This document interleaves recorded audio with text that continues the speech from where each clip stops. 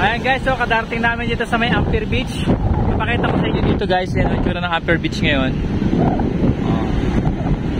Napakaalon guys.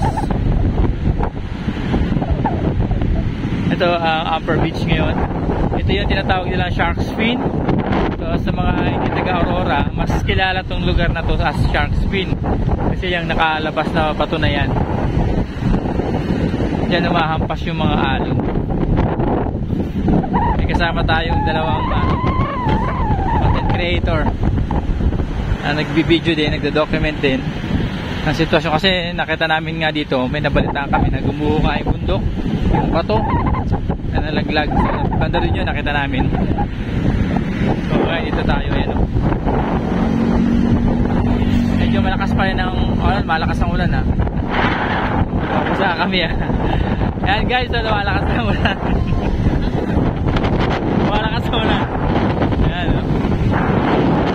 Grabe. It's raining man. Oh, grabe lang. Oh, grabe ulan guys.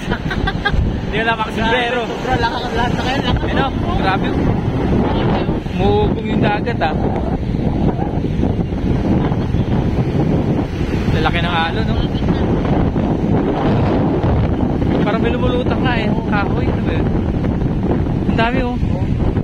Ayun oh. Oh, ayun oh. Parang mga tao ah. Parang mga nyug. Ito ba to? Yun oh. Oh. Dumi. Basura. Lakas mo. Yun oh. Parang may palutang-lutang dun sir oh. Mga kahoy ba yun? Mga tao. Dati alam kung kahoy o tao. Tao. Hindi. Ayun oh. Mali pa naman doon siya. Mabasa drone dito. Hindi ba niya? Ayun oh.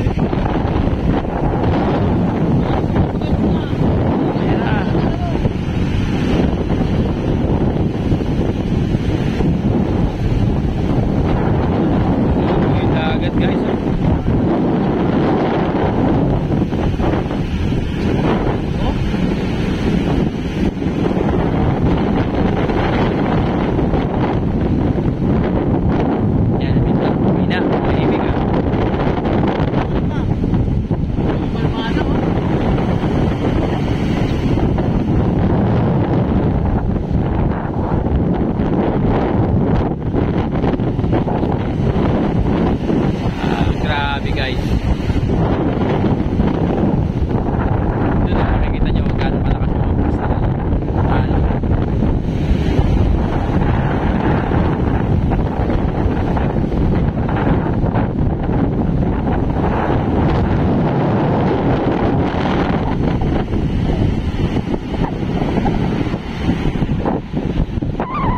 Doon guys oh. Tingnan nyo doon guys oh, ayan yung alon.